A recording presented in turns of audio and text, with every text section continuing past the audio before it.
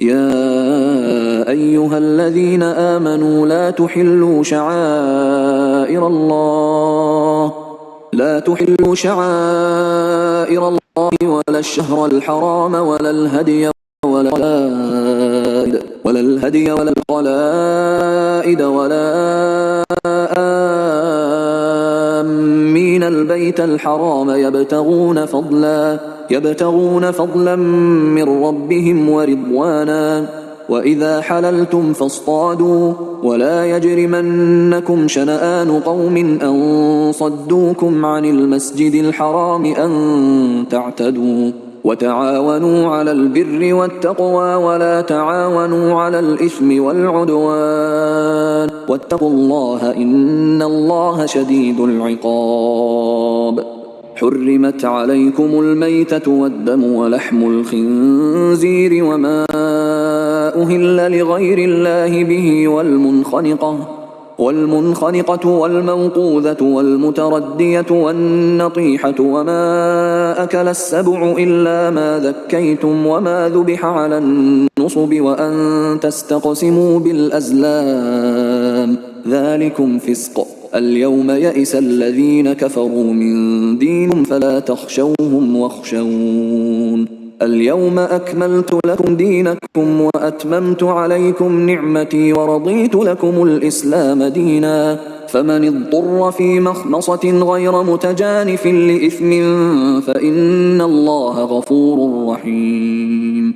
يسألونك ماذا أحل لهم قل أحل لكم الطيبات وما علمتم من الجوارح مكلبين تعلمونهن مما علمكم الله فكلوا مما أمسكن عليكم واذكروا اسم الله عليه واتقوا الله إن الله سريع الحساب. اليوم أحل لكم الطيبات وطعام الذين أوتوا الكتاب حل لكم وطعامكم حل لهم والمحصنات من المؤمنات والمحصنات من الذين أوتوا الكتاب من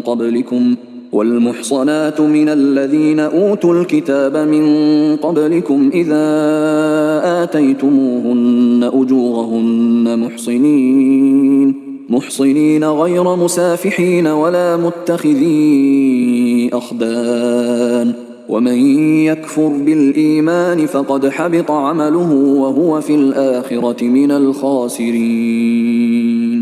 يا أيها الذين آمنوا إذا قمتم إلى الصلاة فاغسلوا وجوهكم وأيديكم إلى المرافق وامسحوا برؤوسكم وأرجلكم إلى الكعبين وإن كنتم جنبا فاطهروا وإن كنتم مرضى أو على سفر أو جاء أحد منكم من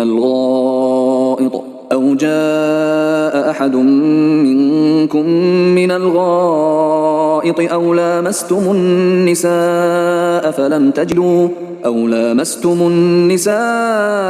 فلم تجدوا ماء فتيمموا صعيدا طيبا فامسحوا بوجوهكم وأيديكم منه ما يريد الله ليجعل عليكم من حرج ولكن يريد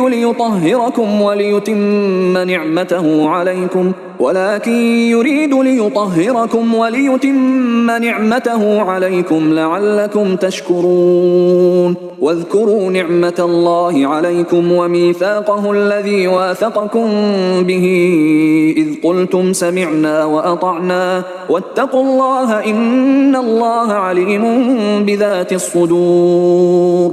يا أيها الذين آمنوا كونوا قوامين لله شهداء بالقسط ولا يجرمنكم شنآن قوم على ألا تعدلوا اعدلوا هو أقرب للتقوى واتقوا الله إن الله خبير بما تعملون. وعد الله الذين آمنوا وعملوا الصالحات لهم مغفرة وأجر عظيم. والذين كفروا وكذبوا بآياتنا أولئك أصحاب الجحيم. يا أيها الذين آمنوا اذكروا نعمة الله عليكم إذ هم قوم أن يبسطوا إليكم أيديهم فكف أيديهم عنكم واتقوا الله وعلى الله فليتوكل المؤمنون. ولقد أخذ الله ميثاق بني إسرائيل وبعثنا منهم 12 نقيبا وقال الله إني معكم لئن أقمتم الصلاة وآتيتم الزكاة وآمنتم برسلي وعزرتموهم وأقرضتم الله قرضا حسنا لأكفرن عنكم سيئاتكم ولأدخلنكم جنات تجري من تحتها الأنهار فمن كفر بعد ذلك منكم فقد ضل سواء السبيل. فبما نقضهم ميثاقهم لعناهم وجعلنا قلوبهم قاسية يحرفون الكلم عن مواضعه ونسوا حظا مما ذكروا به ولا تزال تطلع على خائنة منهم إلا قليلا منهم فاعف عنهم واصفح إن الله يحب المحسنين. ومن الذين قالوا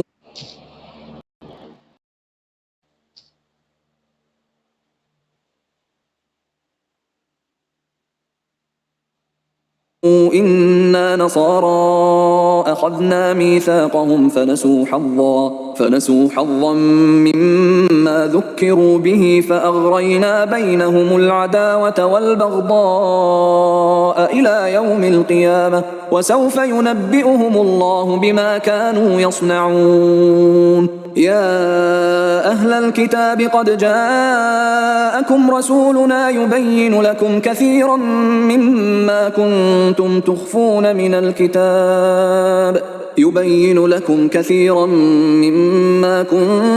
تخفون من الكتاب ويعفو عن كثير. قد جاءكم من الله نور وكتاب مبين يهدي به الله من اتبع رضوانه سبل السلام ويخرجهم من الظلمات إلى النور بإذنه ويهديهم إلى صراط مستقيم. لقد كفر الذين قالوا إن الله هو المسيح ابن مريم قل فمن يملك من الله شيئا إن أراد أن يهلك المسيح ابن مريم وأمه ومن في الأرض جميعا ولله ملك السماوات والأرض وما بينهما يخلق ما يشاء والله على كل شيء قدير. وقالت اليهود والنصارى نحن أبناء الله وأحباؤه قل فلم يعذبكم بذنوبكم بل أنتم بشر ممن خلق يغفر لمن يشاء ويعذب من يشاء ولله ملك السماوات والأرض وما بينهما وإليه المصير. يا أهل الكتاب قد جاءكم رسولنا يبين لكم على فترة من الرسل أن تقولوا ما جاءنا من بشير ولا نذير فقد جاءكم بشير ونذير والله على كل شيء قدير. وإذ قال موسى لقومه يا قوم اذكروا نعمة الله عليكم إذ جعل فيكم أنبياء وجعلكم ملوكا وآتاكم ما لم يؤت أحدا من العالمين. يا قوم ادخلوا الأرض المقدسة التي كتب الله لكم ولا ترتدوا على أدباركم فتنقلبوا خاسرين. قالوا يا موسى إن فيها قوما جبارين وإنا لن ندخلها حتى يخرجوا منها فإن يخرجوا منها فإنا داخلون. قال رجلان من الذين يخافون أنعم الله عليهم ادخلوا عليهم الباب فإذا دخلتموه فإنكم غالبون وعلى الله فتوكلوا إن كنتم مؤمنين. قالوا يا موسى إنا لن ندخلها أبدا ما داموا فيها فاذهب أنت وربك فقاتلا إنا هاهنا قاعدون. قال رب إني لا أملك إلا نفسي وأخي فافرق بيننا وبين القوم الفاسقين. قال فإنها محرمة عليهم 40 سنة يتيهون في الأرض فلا تأس على القوم الفاسقين. واتل عليهم نبأ ابني آدم بالحق إذ قربا قربانا فتقبل من أحدهما ولم يتقبل من الآخر قال لأقتلنك قال إنما يتقبل الله من المتقين. لئن بسطت إلي يدك لتقتلني ما أنا بباسط يدي إليك لأقتلك إني أخاف الله رب العالمين. إني أريد أن تبوء بإثمي وإثمك فتكون من أصحاب النار وذلك جزاء الظالمين. فطوعت له نفسه قتل أخيه فقتله فأصبح من الخاسرين.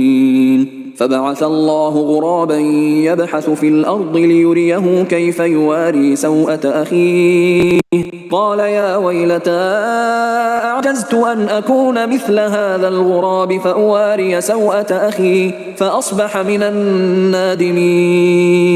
من أجل ذلك كتبنا على بني إسرائيل أنه من قتل نفسا بغير نفس أو فساد في الأرض فكأنما قتل الناس جميعا ومن أحياها فكأنما أحيا الناس جميعا ولقد جاءتهم رسلنا بالبينات ثم إن كثيرا منهم بعد ذلك في الأرض لمسرفون.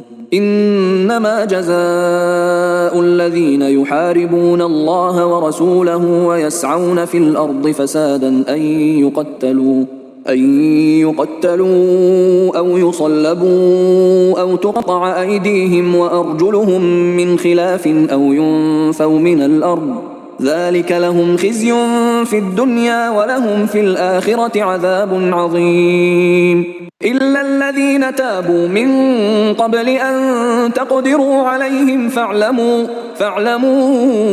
أن الله غفور رحيم. يا أيها الذين آمنوا اتقوا الله وابتغوا إليه الوسيلة وجاهدوا في سبيله لعلكم تفلحون. إن الذين كفروا لو أن لهم ما في الأرض جميعا ومثله معه ليفتدوا به من عذاب يوم القيامة ما تقبل منهم ولهم عذاب أليم. يريدون أن يخرجوا من النار وما هم بخارجين منها ولهم عذاب مقيم. والسارق والسارقة فاقطعوا أيديهما جزاء بما كسبا نكالا من الله والله عزيز حكيم. فمن تاب من بعد ظلمه وأصلح فإن الله يتوب عليه إن الله غفور رحيم. ألم تعلم أن الله له ملك السماوات والأرض يعذب من يشاء ويغفر لمن يشاء والله على كل شيء قدير. يا أيها الرسول لا يحزنك الذين يسارعون في الكفر من الذين قالوا آمنا بأفواههم ولم تؤمن قلوبهم، ومن الذين هادوا سماعون للكذب سماعون لقوم آخرين لم يأتوك يحرفون الكلم من بعد مواضعه يقولون إن أوتيتم هذا فخذوه وإن لم تؤتوه فاحذروا ومن يرد الله فتنته فلن تملك له من الله شيئا أولئك الذين لم يرد الله أن يطهر قلوبهم لهم في الدنيا خزي ولهم في الآخرة عذاب عظيم. سماعون للكذب أكالون للسحت فإن جاءوك فاحكم بينهم أو أعرض عنهم وإن تعرض عنهم فلن يضروك شيئا وإن حكمت فاحكم بينهم بالقسط إن الله يحب المقسطين. وكيف يحكمونك وعندهم التوراة فيها حكم الله ثم يتولون من بعد ذلك وما أولئك بالمؤمنين. إنا أنزلنا التوراة فيها هدى والنور يحكم بها النبيون الذين أسلموا للذين هادوا والربانيون والأحبار بما استحفظوا من كتاب الله وكانوا عليه شهداء فلا تخشوا الناس واخشوني ولا تشتروا بآياتي ثمنا قليلا ومن لم يحكم بما أنزل الله فأولئك هم الكافرون.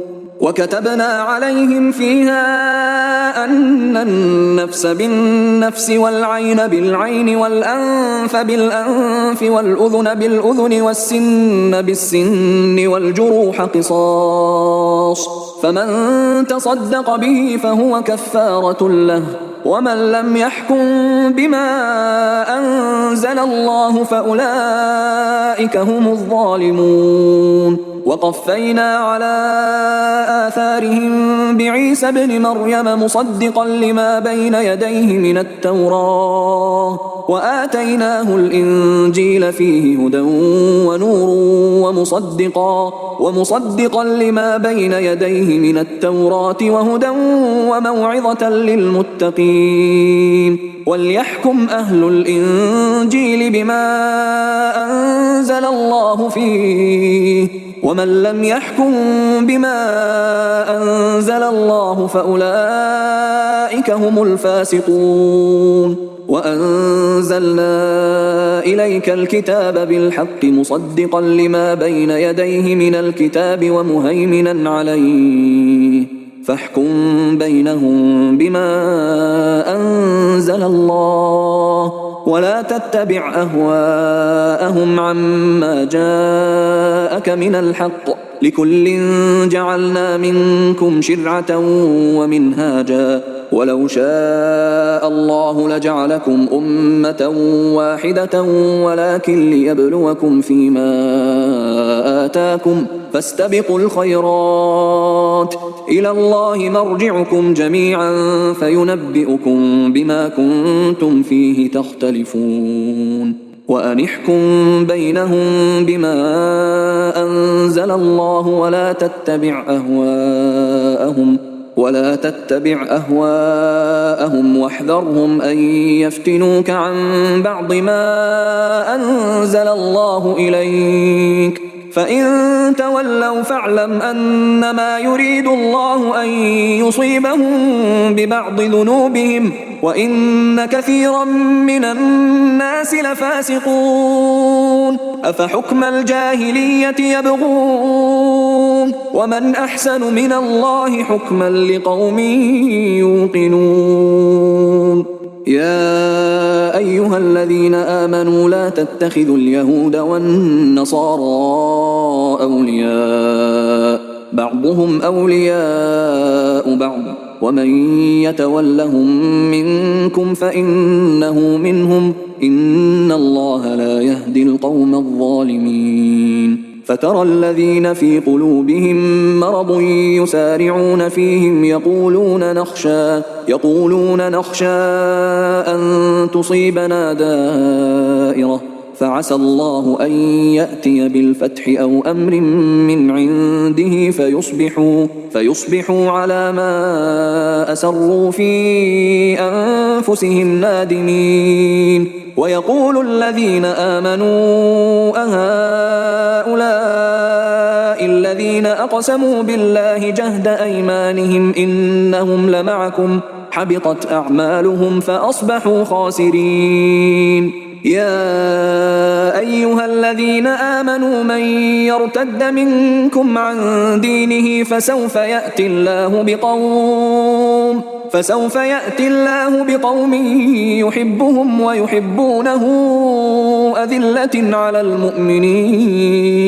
أذلة على المؤمنين أعزة على الكافرين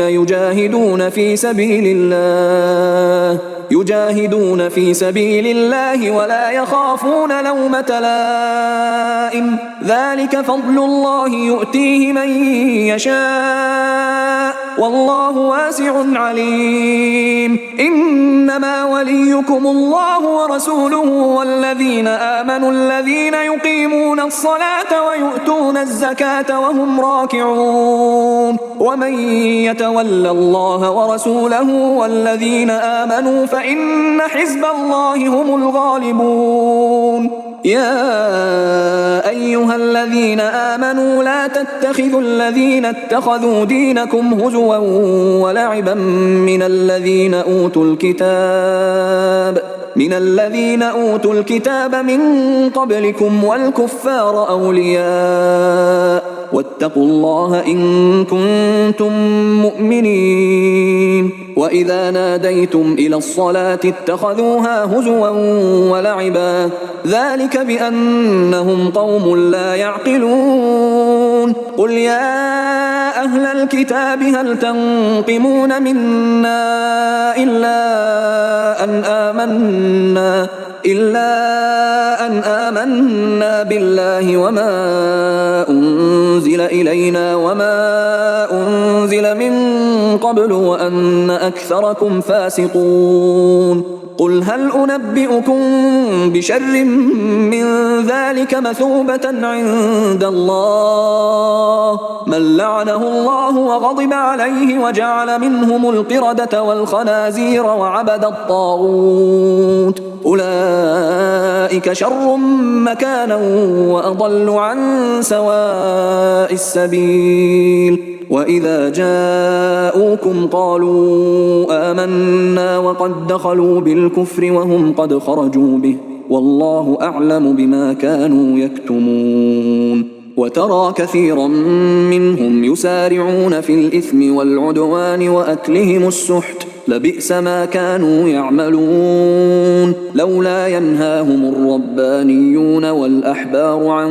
قولهم الإثم وأكلهم السحت لبئس ما كانوا يصنعون وقالت اليهود يد الله مغلولة غلت أيديهم ولعنوا بما قالوا بل يداه مبسوطتان ينفق كيف يشاء وليزيدن كثيرا منهم ما أنزل إليك من ربك طغيانا وكفرا وألقينا بينهم العداوة والبغضاء إلى يوم القيامة كلما أوقدوا نارا للحرب أطفأها الله ويسعون في الأرض فسادا والله لا يحب المفسدين ولو أن أهل الكتاب آمنوا واتقوا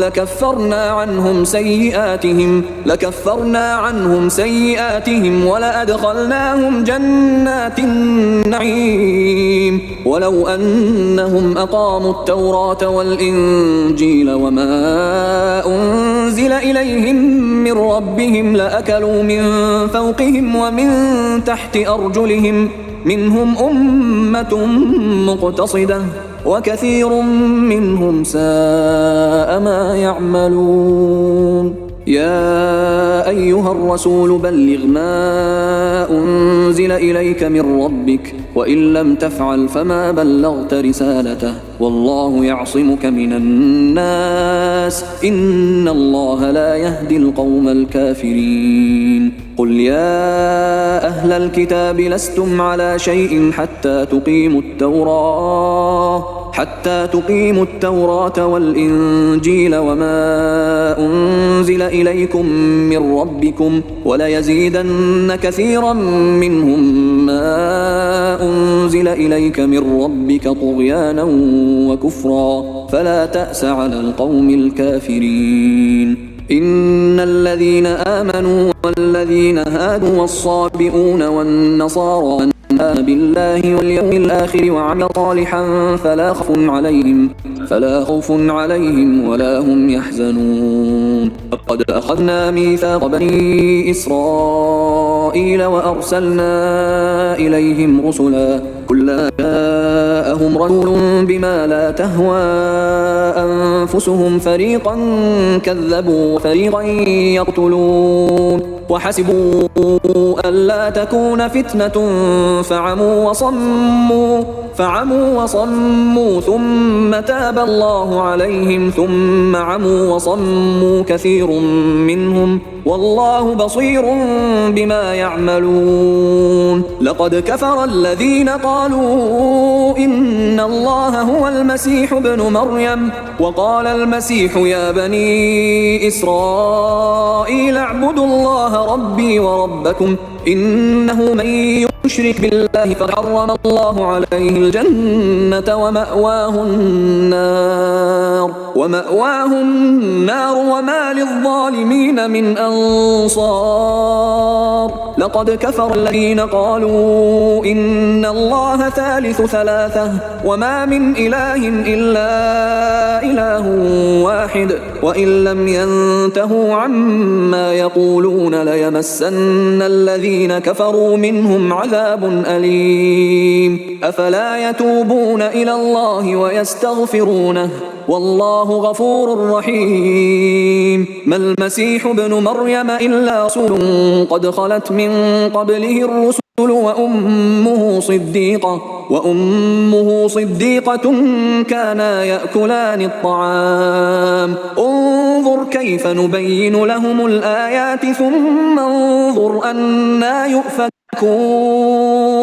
قل أتعبدون من دون الله ما لا يملك لكم ضرا ولا نفعا والله هو السميع العليم. قل يا أهل الكتاب لا تغلوا في دينكم غير الحق ولا تتبعوا أهواء قوم قد ضلوا من قبل وأضلوا كثيرا وضلوا عن سواء السبيل. لعن الذين كفروا من بني إسرائيل على لسان داود وعيسى بن مريم ذلك بما عصوا وكانوا يعتدون كانوا لا يتناهون عن منكر فعلوه لبئس ما كانوا يفعلون. ترى كثيرا منهم يتولون الذين كفروا لبئس ما قدمت لهم أنفسهم أن سخط الله عليهم وفي العذاب هم خالدون.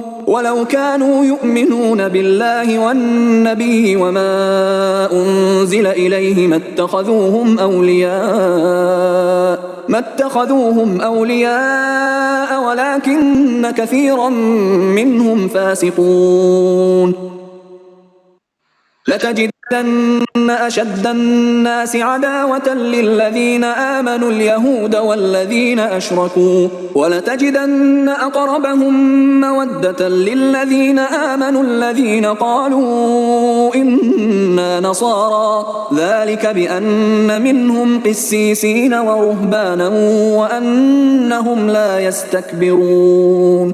وإذا سمعوا ما أنزل إلى الرسول ترى أعينهم تفيض من الدمع مما عرفوا من الحق يقولون ربنا آمنا فاكتبنا مع الشاهدين وما لنا لا نؤمن بالله وما جاءنا من الحق ونطمع أن يدخلنا ربنا مع القوم الصالحين فأثابهم الله بما قالوا جنات تجري من تحتها الأنهار خالدين فيها وذلك جزاء المحسنين والذين كفروا وكذبوا بآياتنا أولئك أصحاب الجحيم يا أيها الذين آمنوا لا تحرموا طيبات ما أحل الله لكم ولا تعتدوا إن الله لا يحب المعتدين وكلوا مما رزقكم الله حلالا طيبا واتقوا الله الذي أنتم به مؤمنون لا يؤاخذكم الله باللغو في أيمانكم ولكن يؤاخذكم بما عقدتم الأيمان فكفارته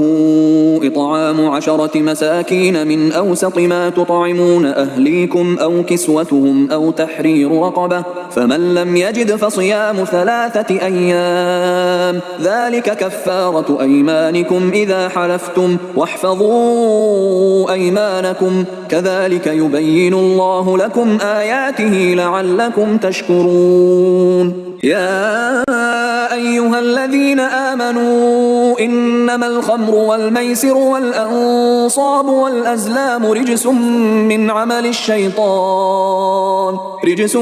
من عمل الشيطان فاجتنبوه لعلكم تفلحون إنما يريد الشيطان أن يوقع بينكم العداوة والبغضاء في الخمر والميسر ويصدكم عن ذكر الله وعن الصلاة فهل أنتم منتهون وأطيعوا الله وأطيعوا الرسول واحذروا فإن توليتم فاعلموا أنما على رسولنا البلاغ المبين ليس على الذين آمنوا وعملوا الصالحات جناح فيما طعموا إذا ما اتقوا وآمنوا وعملوا الصالحات ثم اتقوا وأحسنوا والله يحب المحسنين يا أيها الذين آمنوا ليبلونكم الله بشيء من الصيد تناله أيديكم ورماحكم ليعلم الله من يخافه بالغيب فمن اعتدى بعد ذلك فله عذاب أليم يا أيها الذين آمنوا لا تقتلوا الصيد وأنتم حرم ومن قتله منكم متعمدا فجزاء مثل ما قتل من النعم يحكم به ذوى عدل منكم هديا بالغ الكعبة أو كفارة طعام مساكين أو عدل ذلك صياما ليذوق وبال أمره عفى الله عما سلف ومن عاد فينتقم الله منه والله عزيز ذو انتقام أحل لكم صيد البحر وطعامه متاعا لكم وللسيارة وحرم عليكم صيد البر ما دمتم حرما واتقوا الله الذي إليه تحشرون جعل الله الكعبة البيت الحرام قياما للناس والشهر الحرام والهدي والقلائد ذلك لتعلموا أن الله يعلم ما في السماوات وما في الأرض وأن الله بكل شيء عليم اعلموا أن الله شديد العقاب وأن الله غفور رحيم ما على الرسول إلا البلاغ والله يعلم ما تبدون وما تكتمون قل لا يستوي الخبيث والطيب ولو أعجبك كثرة الخبيث فاتقوا الله يا أولي الألباب لعلكم تفلحون يا أيها الذين آمنوا لا تسألوا عن أشياء إن تبد لكم تسؤكم وإن تسألوا عنها حين ينزل القرآن تبد لكم عفى الله عنها والله غفور حليم. قد سألها قوم من قبلكم ثم أصبحوا بها كافرين. ما جعل الله من بحيرة ولا سائبة ولا وصيلة ولا حام ولكن الذين كفروا يفترون على الله الكذب وأكثرهم لا يعقلون. وإذا قيل لهم تعالوا إلى ما أنزل الله وإلى الرسول قالوا حسبنا ما وجدنا عليه آباءنا أولو كان آباؤهم لا يعلمون شيئا ولا يهتدون. يا أيها الذين آمنوا عليكم أنفسكم لا يضركم من ضل إذا اهتديتم إلى الله مرجعكم جميعا فينبئكم بما كنتم تعملون. يا أيها الذين آمنوا شهادة بينكم إذا حضر أحدكم الموت حين الوصية اثنان ذوى عدل منكم أو آخران من غيركم إن أنتم ضربتم في الأرض فأصابتكم مصيبة الموت تحبسونهما من بعد الصلاة فيقسمان بالله إن ارتبتم لا نشتري به ثمنا ولو كان ذا قربى ولا نكتم شهادة الله إنا إذا لمن الآثمين. فإن عثر على أنهما استحقا إثما فآخران يقومان مقامهما من الذين استحق عليهم الأوليان فيقسمان بالله لشهادتنا أحق من شهادتهما وما اعتدينا إنا إذا لمن الظالمين. ذلك أدنى أن يأتوا بالشهادة على وجهها أو يخافوا أن ترد أيمان بعد أيمانهم واتقوا الله واسمعوا والله لا يهدي القوم الفاسقين. يوم يجمع الله الرسل فيقول ماذا أجبتم قالوا لا علم لنا إنك أنت علام الغيوب. إذ قال الله يا عيسى ابن مريم اذكر نعمتي عليك وعلى والدتك إذ أيدتك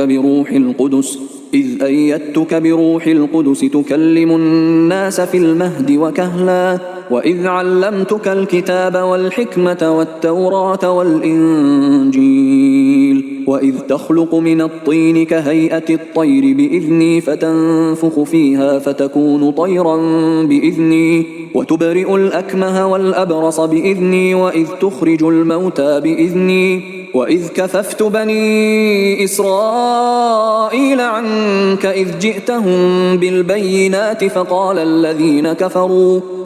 الذين كفروا منهم إن هذا إلا سحر مبين. وإذ أوحيت إلى الحواريين أن آمنوا بي وبرسولي قالوا آمنا واشهد بأننا مسلمون. إذ قال الحواريون يا عيسى ابن مريم هل يستطيع ربك أن ينزل علينا مائدة من السماء قال اتقوا الله إن كنتم مؤمنين. قالوا نريد أن نأكل منها وتطمئن قلوبنا ونعلم أن قد صدقتنا ونكون عليها من الشاهدين. قال عيسى ابن مريم اللهم ربنا أنزل علينا مائدة من السماء تكون لنا عيدا لأولنا وآخرنا وآية منك وارزقنا وأنت خير الرازقين. قال الله إني منزلها عليكم فمن يكفر بعد منكم فإني